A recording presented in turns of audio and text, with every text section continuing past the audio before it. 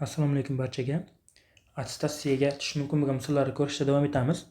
18-masala. BSD burchagimiz 135 gradus, BAC va CD burchaklarimiz 45 gradusdan deyapti. Bizga x ning qiymatini toping deb shart bergan. Savolni kattalashtiraman. Juda qiziqarli masala ekan. ACD burchakni alfa desam, ACB burchagim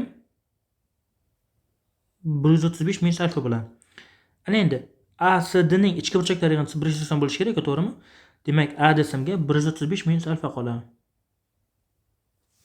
Keyin ABC uchburchakda ham xuddi shunday. B burchagim alfaga teng bo'ladi. Endi e'tibor qilsam, mana bu uchburchak bilan mana bu uchburchagim o'xshash. ABC uchburchakda alfani qarshisida 6 bor.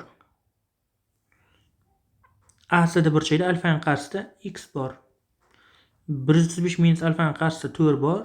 Bu yerda 6 bor. Proporsiyani hisoblasak, adashib ketmadikmi? Alfaning qarshisida 6 x 4 6. Ha, bo'ldi.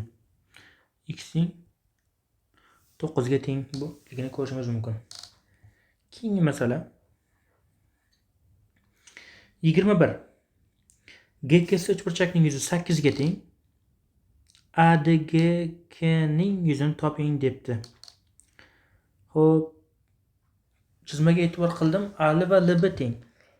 AK va KS teng. Demak, bu uchburchakning og'irlik markazi bo'lib qolmaydimi? Ya'ni medianlar kesishgan nuqta. Shu joyda A bilan G ni shunday tutashtirib o'tkazsam. 3-medianasini o'tkazsam-da.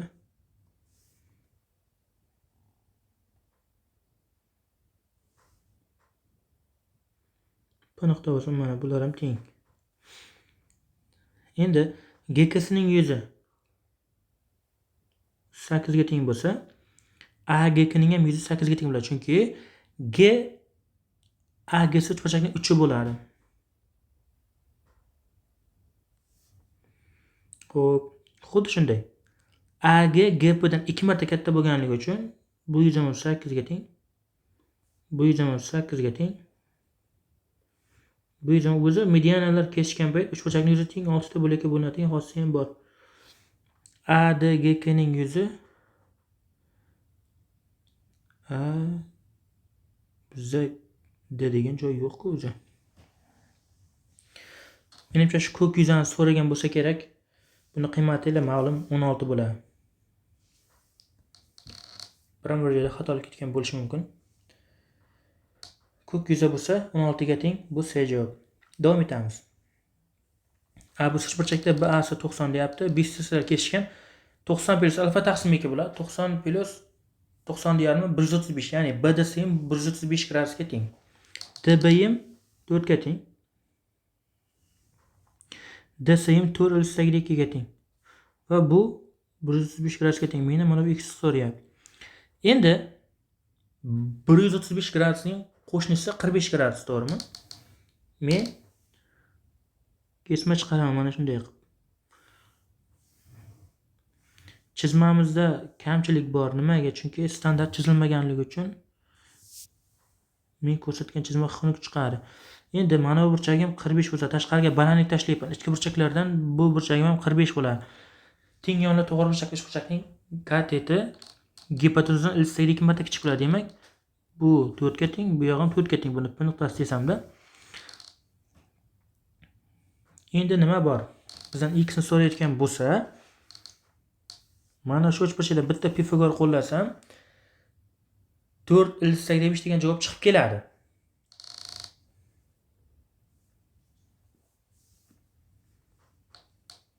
Chizmani tashqaridan chizay.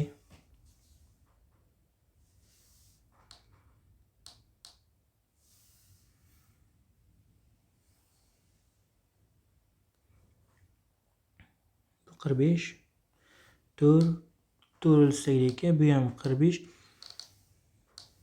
Bu kesmam 4 ga teng, bu ham 4 ga teng, bu x ga teng. Demak, katta uchburchakda Pifagor teoremasini qo'llab qo'ysak yetarli. Xo'p, 16 ga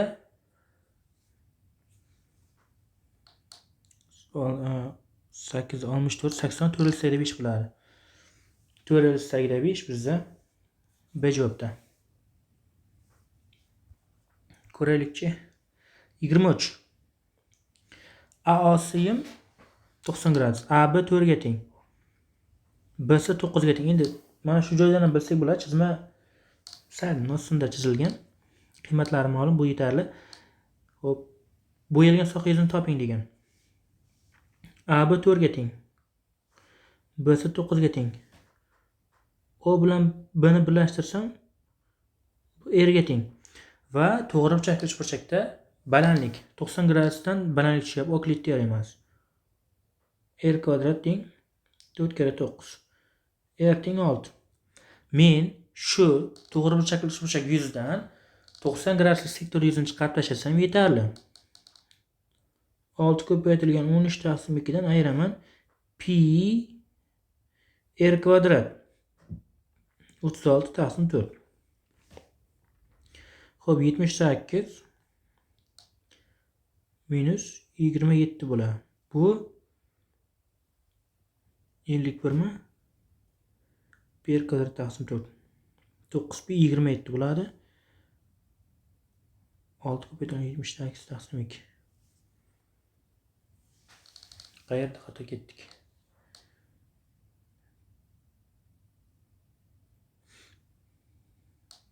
Mana bu 78 minus 39 bo'lar-ku. Aytsam necha bo'ladi? 12 bo'lar ekan ustozlar. Bu C javobda. Davom etamiz. Bunaqa tipdagi misollar uchun bitta alohida video qilib beraman, xudo xolasa, chunki chizmamizda AC bilan mana bu kesmamiz, bular parallel bo'lishi kerak, hozir parallel emasda. Shuning uchun chizmasini chiroyli qilib, xudo xolasa misol ko'rib beraman. Bizda shu videoda hozircha shu masalalar. E'tiborlaringiz uchun rahmat. Sog' bo'linglar, salomat bo'linglar.